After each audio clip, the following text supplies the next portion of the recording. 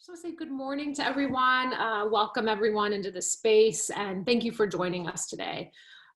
During the session, which we've titled Uprooting Inequities, Engaging in Dialogue to Build School Culture, we're going to be introducing you to some introductory and framing content around equity and what that might mean for us those of us who are working in formal schooling environments, in our classroom spaces, in the school as a whole perhaps, and prompt us to think also about the bigger picture and how systemic or structural issues might be in relationship with our schooling spaces. One of the main goals in this session today is to think about what it might look like to perhaps initiate some of those deeper dialogues about inequities that our students and young people we're working with are experiencing. So I'm Alexis. I am the program manager of school culture at Maine. I have a background working with pre-service and in-service teachers in the higher education space, and have been working in Maine around issues of equity here for about a little over a year now. And I'm going to pass it over to my colleagues Ysanne and Michael to give their introductions, and then Michael's going to provide a brief overview of some of the work that we're doing at Maine on these issues as well. Hey, I'm Ysanne. I use she, her pronouns. I'm the network and partnerships coordinator at Maine. I really like that cattail in the corner over there.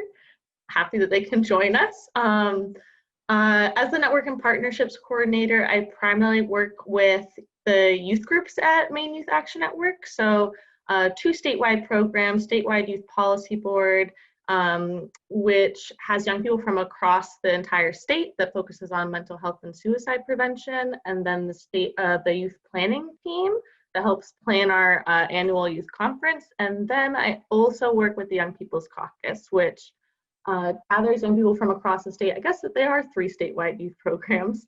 Wow. That focus on important topics that impact youth and connect them with decision makers. And I'll pass it to Michael. Thanks, Ysanne. Hello, everyone. Thank you for the opportunity for us to share with you. My name is Michael Forrest. I use he, him pronouns, and I'm the program director for Maine. I want to do a quick introduction to Maine for those of you who are new to our organization, and for those of you who aren't, a nice reminder of how we're pitching ourselves so that you can keep spreading our name around. Maine is the Maine Youth Action Network, and we primarily receive our funding from this Maine CDC and DHHS to do primary prevention and skill development work with young people around the state and the adult supports for those young people. So we have district partners around the state as well as our statewide team who are tasked with supporting adults to develop their youth engagement skills to improve the likelihood that they have success in cultivating strong, lasting relationships with the young people in their schools and their community groups or in their personal lives. And then we partner extensively with young people themselves to help young folks who have tremendous ideas receive some funding and other institutional supports to take those ideas and really see them grow into projects or policy change or research, whatever it is that can have an impact on their communities. Much of the work that we're doing right now revolves around topics that are core to the theme of this conference. So ideas of equity and ensuring that young people can be at the forefront of pushing for more equitable spaces, most oftentimes in their schools. And so I think coming out of this session, there's a couple of nice opportunities for continued partnership with Maine through things like our statewide work around supporting racial affinity groups, Black student unions, and other groups that are looking for support and funding to expand their work, and then also our restorative practices work. We're really excited that our approach to restorative practices, which is a buzzword around the state right now that you're all familiar with, is based in how do we partner with the young people in schools to make sure that restorative culture shifts that schools are engaging in have young people at the table, and that young people are central to pushing for those shifts. So that's an opportunity if you want to grab some free consulting work with us in the future to help support those changes in your schools. I'm going to be primarily doing some slide work for you here at the beginning. So Robin, I think I have screen sharing ability, but I'll primarily be your slide share at the beginning and then jumping in with some work later on. Great, thanks Michael and Ysanne. Just want to give us a quick overview of the agenda. I'm going to provide on the front end here some core content for us so that we're all sort of starting this space together collectively with a similar foundation of knowledge. And then we're going to have the ability to go out into breakout sessions where we're going to demonstrate a teaching tool that we use at Mayan with the youth in some of our trainings and some of the programming that Michael has just highlighted for us. Just so we can think and just so we can think about how this might look, what this might look like in our own practice and our own schooling spaces, or if we're working with youth, or if we are youth, how we might do this in spaces to start those dialogues around issues of equity. We do have a Google slide deck that we're going to share with you now in the chat. So if you want, you can access that. It depends on how tech savvy you are, if you want to do a split screen. But we also are going to share the slides. Michael said he's going to share his screen with you. So we'll have the slide deck here in this space, and then we're also going to drop that in the chat for you so you can access it separately, because that will be important during the breakout rooms. Okay, so Michael, if you want to go ahead, I think I'm ready to dive into our core content before we move on to the breakout sessions.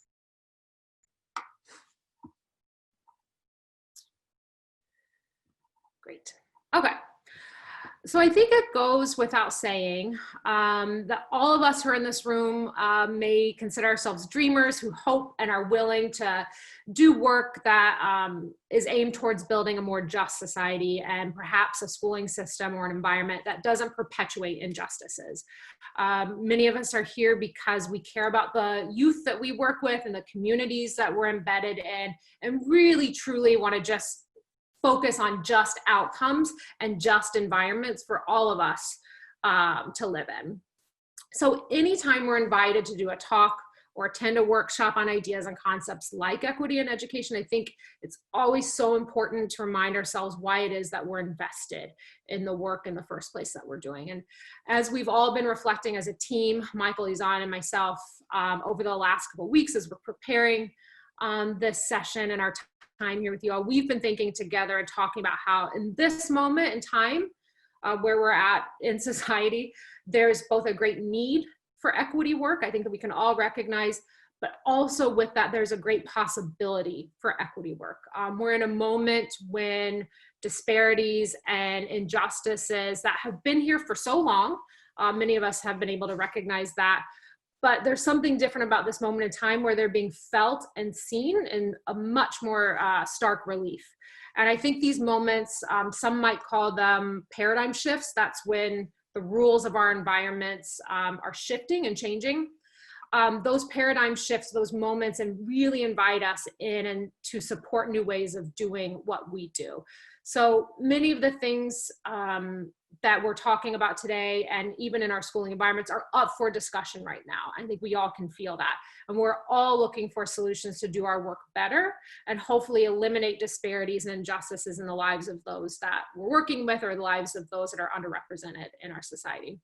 So if we want to go to the next slide, I'd like for all of us to use the chat feature, or you can unmute yourself to answer this question. What calls us here? What calls us in this space today or yesterday as we started the conference, or just in general when you think about topics of equity or working with youth and students? And we have, if you want to use the chat feature, but I think if folks want to unmute themselves and share, we've got about time for 1 to 2 responses if people want to vocalize that.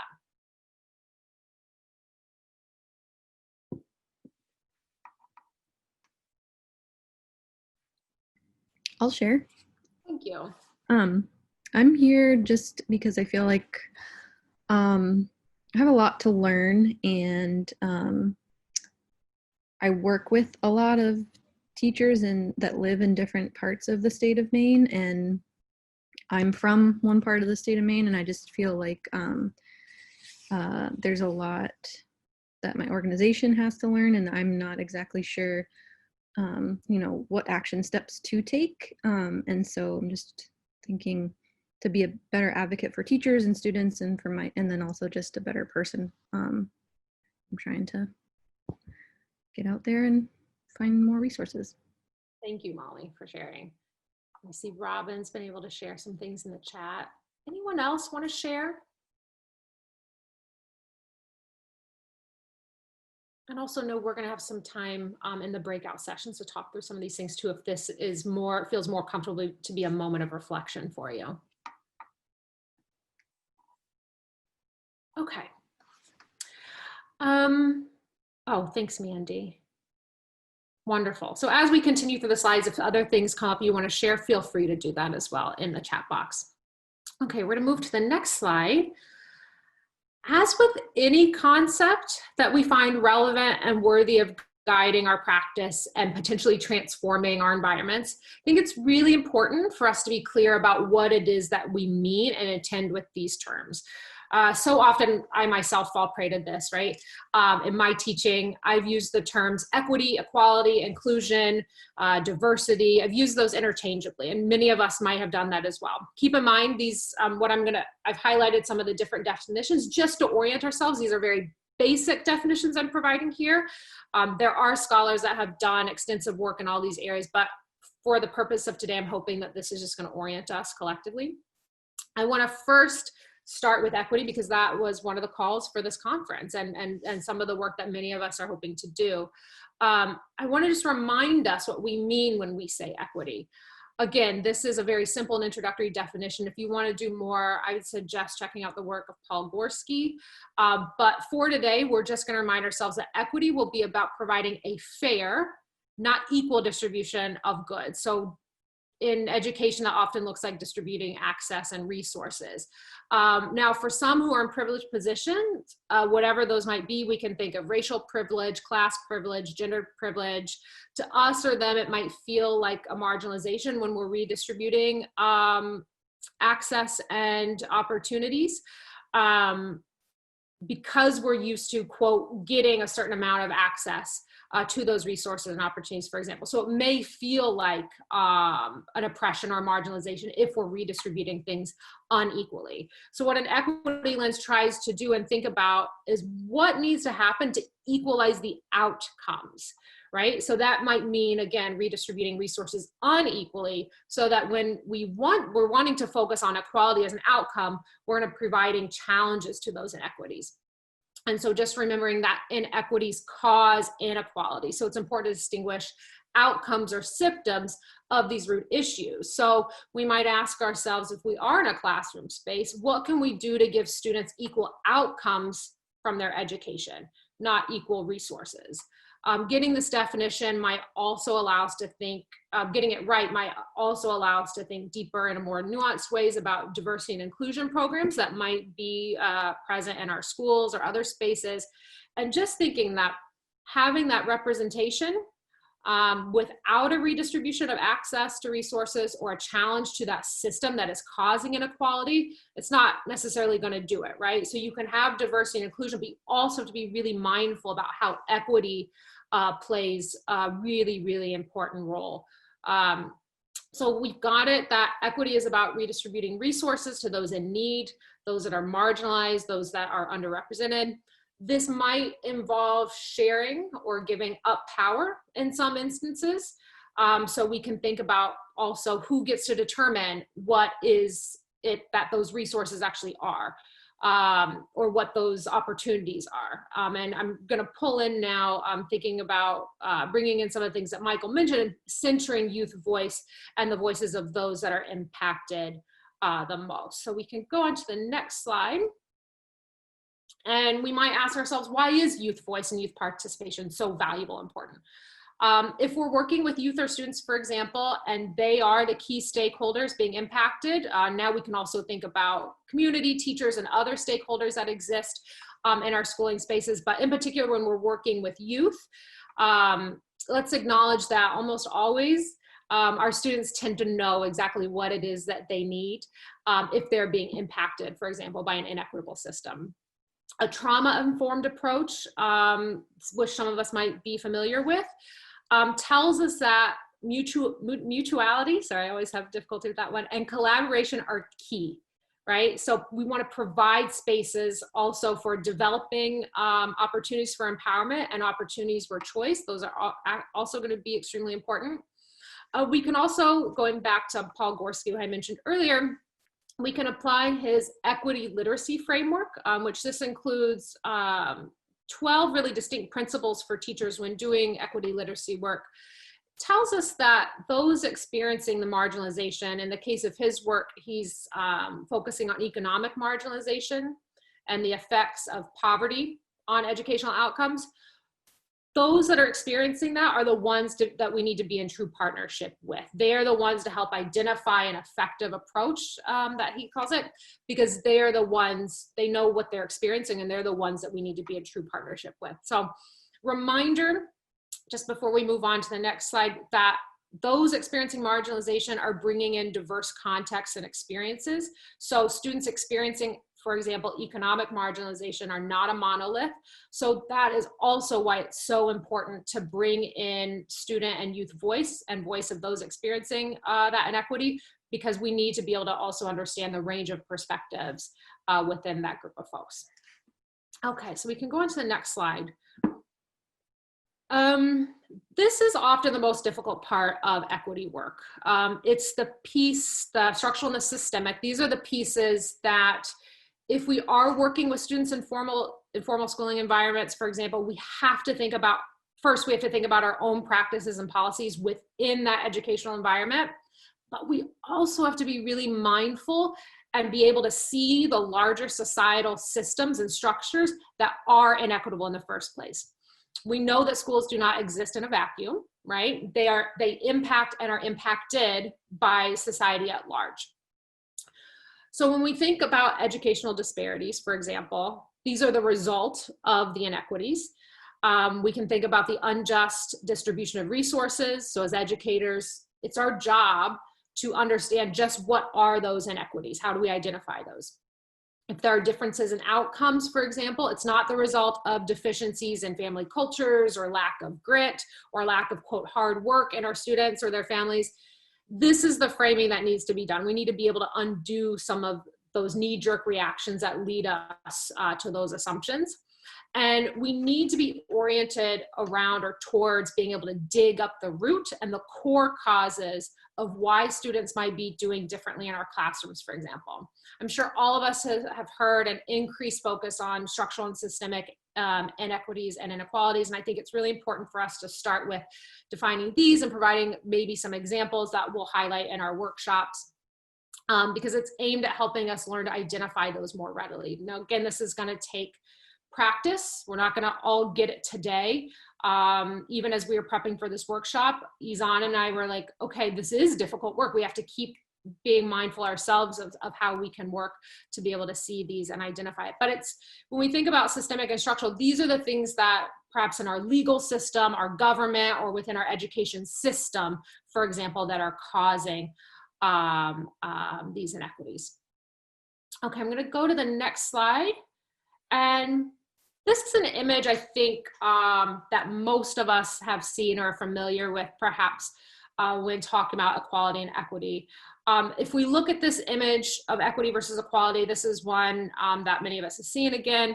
I want to offer up some questions for us to reflect on, and ones that we can pose to our own students, perhaps, when we're, because I think, again, going back to that, being able to define equity and understanding what it really is, I want to offer up to us here before we go into our breakout rooms, what might be the thing that we change about this image to truly reflect what equity tries to achieve. I'm going to offer this up as a reflection question so that we have some time in the breakout sessions. But maybe if we're really thinking about equity, it wouldn't be about biological differences as markers in the youth. So the reason that this youth is shorter and can't see over the fence and needs these extra crates, again, a distribution of resources, isn't because he's short. But maybe it's not just the crates that provide these equal outcomes, but perhaps we may take down that wall. So how do we see this image different? How might we be able to see the wall or other ways that might be preventing those equal outcomes and the reasons for the disparities? That's the work that we're hoping to do to potentially be able to undo those inequities at the root. So when we're going to go into this exercise, Ysanne's going to introduce us to that. It's called the Tree of Change, or the Change Tree exercise. We're going to do it together today as adults who, or others in the room. We'll talk about, you'll introduce yourselves once you're in the breakout rooms. but with the orientation that we're working with youth with the eventual possibility of adapting this to do with our own students if that's the work that we're doing. I want to remind us that the goal here is the practice, but also we want to be thinking about what are those deep roots, that's the structural, the deep, deep roots, and what are the inequities that we might begin to think about transforming. We need to also think about what resources might we redistribute, or what policies might we reconsider so that disparities aren't reproduced in our educational spaces. So I'm going to hand it over to Ysanne to introduce us to the activity. And again, we're going to have, keep in mind, we've just done a quick introduction of some of these concepts. We're going to have time in the breakout rooms and then a larger debrief at the end to continue talking through this. Thank you so much for leading us into the discussion. That was definitely a wild ride and a lot of big things to think about. So I'm excited to share this activity with you guys and go in the breakout room. So definitely thank you, Alexis. So yeah, we've covered some pretty big and important topics, some of which are rather abstract. When we think about problems, we often go to what we can easily see in our lives and communities. And what we easily see, at least for many of us, are the symptoms of larger underlying issues. And again, I mean, this makes sense. Systems and structures are at the heart of problems, but they're really difficult to visualize. And so often our instincts are to address these symptoms, what's right in our face, and we miss the deep dive and going to the roots. They're harder to see, a little mysterious, and they also take a lot longer to deconstruct. And so knowing all of this, it's important for us to work with young people to establish this skill and practice it. And as Alexis pointed out earlier, while we were preparing for this, we were realizing, oh, like, we need to be practicing this more too. It's something that you have to continue doing. So yeah, helping young people to establish the skill of going beyond the symptoms and going to the roots. And so I want to introduce you to Change Tree, which is likely an activity you might have heard by other names. This is something that I've done with the young people that I work with. And they usually genuinely really like it. And I think it's because they get to better understand the issues they're really passionate about and also the issues that they are facing themselves. And once you really understand something, the whole of it, you can go about the work of solving it. And so as we mentioned, this activity is called Change Tree. I'd love if we could switch to the next slide to provide the visual. This is the template. So this is a tool that you can use and adapt to the needs of the young people that you're working with or with colleagues. And so you might have guessed from the title Change Tree that this activity involves a tree and roots among the other parts that make up a tree. So you have the leaves, which represent symptoms of the issue, the things that are easily seen. You have the roots, which are the root causes of the issues, those underlying systems and structures that are hard to see. And then you have the branches, and these are the policies or lack thereof that contribute to and sustain the problem. And again, this is a template, so these can be switched around. Maybe it doesn't make sense to do the branches and discuss the policies and lack thereof. Maybe you just want to focus on those root causes and the symptoms, or maybe you just want to do the root causes and not even talk about the other parts. So it's really whatever works for you and for your group. And so now I'll just preview a little bit of what to expect in the breakout rooms. We have selected 3 topics to discuss in the breakout rooms together, and I'll highlight those briefly right now. So one of the issues that we selected is hunger. And this is a topic that we thought would be good to discuss with younger people, specifically around like first grade, second grade, third grade, that kind of thing, under the larger theme of sometimes I'm hungry at school. So what are the causes of that? What are the symptoms? That's an activity or a choice that would make sense maybe for folks that are teaching really young students. And then we have the second topic, which is inequities in school discipline. So this is something that would be really great to do with high school and beyond, maybe even middle school, depending on your group. And then we have COVID hardships. It seemed pertinent to talk about that. We left this issue broad for a purpose. It can go in a lot of different ways. And so when we go into the breakout rooms, whichever topic you decide, we can figure out the focus from there. Does anyone have any questions?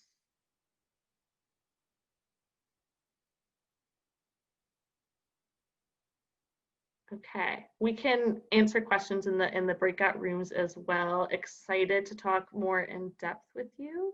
I believe we're just doing 2, so the general room and then 1 breakout room with Alexis and I. Quick question. So because I'm a literal person, I mean, not a literal person, but I see this tree with the roots and everything. And I'm just curious, like, so the idea would be, if we're gonna talk about hunger and you wanna talk, you debrief it, you look at the problems and everything, the idea would be like to chop out the tree to get rid of it? Or like, why do we use the tree analogy? I'm just like. So the reason that we use the tree analogy, actually, there's a couple reasons, right? But one of the big reasons is because the roots of trees, just like trees in a forest, create a root ecosystem. Sorry, there's a delivery at the door. Creates a root ecosystem. And we see that many of the root causes of inequities are connected to each other and connect to some of the isms or some of the shared experiences. So it allows us as a group to be able to look at, you know, if the breakout room 1 just did inequities and discipline, and we talked about hunger and causes for hunger, there might be some root causes that overlap and are sharing water sources that then we could focus on that root cause and impact multiple manifestations of the tree. But yeah, if the tree itself is an inequity, then chopping it down would be a good next step in the metaphor there. Yeah, I'm here for that. So real quick, sorry, the second group jumped back in with the general group. We did get cut off a little bit, and so I put it in the chat, but want to apologize to our team that we did end up getting cut off, I think, mid-sentence. And so I see a few hands raised. Michael, I know you all were in the middle of a discussion, it seems like, as well. Is there stuff that we could continue and perhaps invite the second group in to be a part of? We were at the point where we were thinking about those deeper why questions. We were thinking about the symptoms and the leaves. And so when there's fear or mistrust, perhaps, or other sort of high emotions or anger that youth and students are experiencing in the classrooms, what's that deeper why that might get us to the core or the root of what's causing that? Because if we focus so much on mistrust or anger is the problem rather than the symptom of another problem, we're solving for the anger, and that's just like putting a band-aid on the solution. We're not solving at that root cause that would actually undo and prevent the anger perhaps in the first place. And so I think I was hearing some of that in your group, and I'm wondering if this might be a time to invite some other questions if you were in the middle of a. Yeah, I think it's a good time to come back together then and to think about those meta questions that you and Ysanne have sketched out, right? Of how do we use this? What resonates? You know, how could this be a tool that's helpful for groups of young people? And then move into your closing with your last 7. Great. I see a hand, Mandy. Yeah, well, I was just going to say that one of the things, like thinking about what we talked about with like shame of taking advantage for us, we were talking about hunger, the shame of taking advantage of free and reduced lunch and snacks and free breakfast and all that. Understanding that not only the students, but the teachers are reinforcing this idea of you're somehow less than or needy. Like there's this shame that is echoed, you know, with the students, but also with the teachers, and how that is really deeply rooted in kind of the systems and the structure. And I just think about the example of like the kid not paying his, you know, lunch bill and being refused lunch publicly shamed for not being able to afford that, and those kinds of systems at play that reinforce that internalized issue. Mandy, I love how you just illustrated what Alexis was saying of if we were doing this activity, the why questions, you just showed us like the multiple levels of deeper and deeper into the roots that would answer that why question. So I think you illustrated that perfectly. Can any of you see this working with your students, or how might this be adapted for the students or youth that you're working with in your own practices?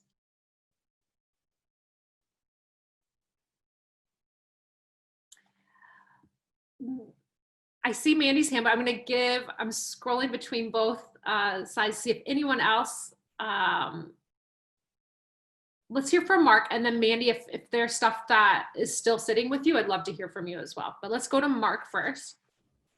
I guess this is a little bit of a different angle, working in the arts and in particular theater, but this would be like a great jumping off point for creating a piece together. You know, I think it's always tough to introduce, you know, talking about a certain issue or something, even though that might be what the participants are interested in. And this is like such a succinct way to talk about it and kind of brainstorm around it. So I could see it being like a really great kind of devised theater tool. So yeah, thanks. So even just maybe not like thinking of teaching youth about structural and systemic issues as like the only goal, but how do we just invite people into this conversation in the first place and get those ideas and invite what inequities or issues they're struggling with in the first place? I love that.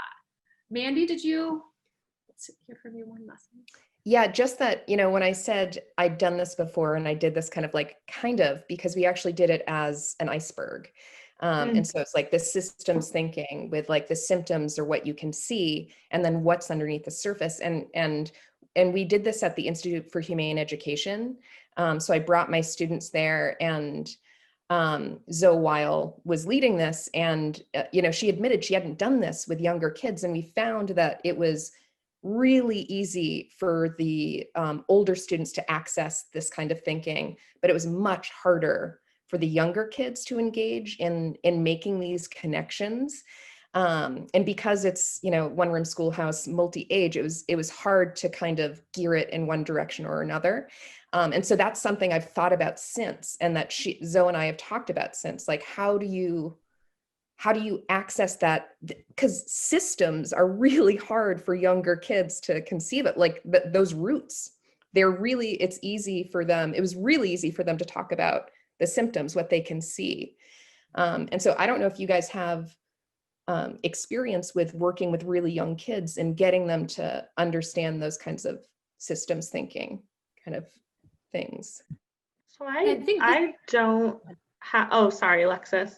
I don't have a lot of experience working with very young children, but one of the things that me and Alexis had talked about, a way that you could adapt the activity is to make like have a poster, or if you were to do on slides, make the tree, but already have things written out. So systems and root causes and policies, and ask the group to place them where they think it should go. So you're making it a less heavy lift for them, and they can think more about, okay, I have the words now, where do I put it? And it cuts down some of the thinking and allows them to practice. And then you can get to the point of having really young ones writing things out for themselves and placing it. So that could be a way to get to the systems thinking a little quicker. And I want to add to that too. I think that's really, really helpful.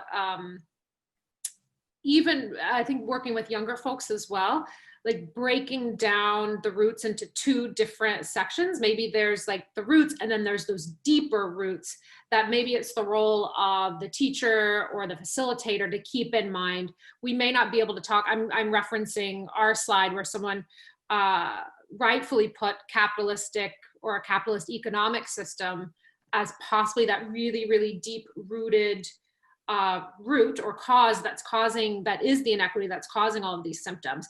But that, how do you talk about that with young folks? Maybe that's that deeper root that the teacher, the facilitator is keeping in mind, and then you address like the roots directly above it with younger folks. Alexis, we're at 12:15, but I think maybe Lindsay has a clever answer for us there that we could sneak in real quick. Yes, please. I don't know if it's very clever, but what this is making me think is of Ross Green's work. Maybe you know Ross Green, right? Yeah.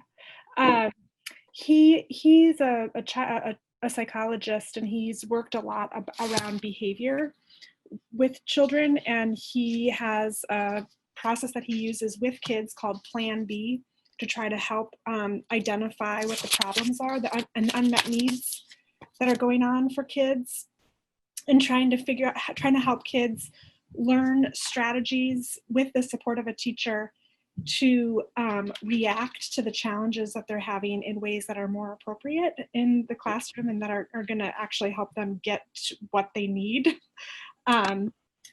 And what I'm thinking with younger kids is that might be a route to go, is looking at starting it with like a personal experience that they have, rather than like COVID hardship would be a great thing to talk with younger kids about, because they're experiencing it, but it's at their level.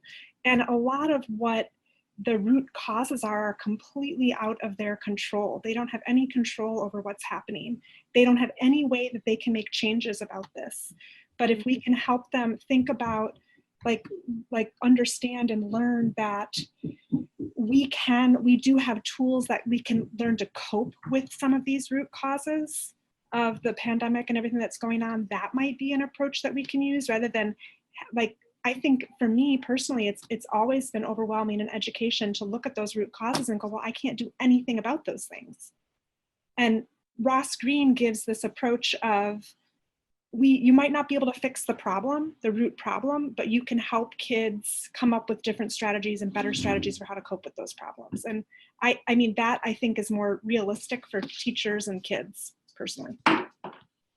I'm also I think, Lindsay, what you're saying is really resonating with me and the teachers that I've worked with in the past, because I hear this come up, and I know we're over time, but I think it's important to mention, for those of you that haven't heard of Paul Gorski's work, the book that he has, the Equity Literacy Institute, and has resources online, but the book that he wrote is for teachers working in classroom spaces and educational environments. What are those things that we can do in our classroom spaces, those things that we have control over, but how do we also do the work of identifying and moving towards transforming the systemic and the structural, those things that might seem out of our control? And he gives up a lot of very practical tips and tools for forming collectives with grassroots organizations, inviting them into our classroom. So that, I'm wondering if that might also be sort of a tool for teachers who are stuck with thinking about what about the things that seem outside of our control. So I'm really glad that you brought that up. I just had some closing remarks.